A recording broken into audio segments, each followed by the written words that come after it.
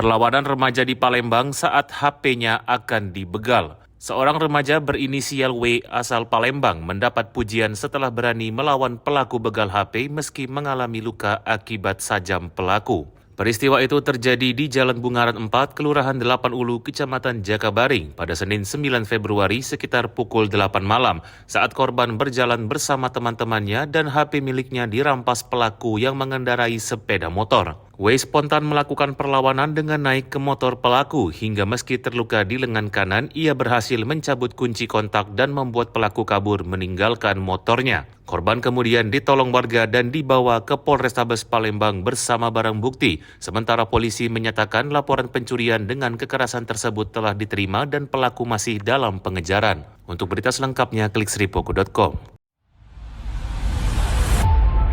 Saksikan Saksi Kata hanya di YouTube Sri Poku TV.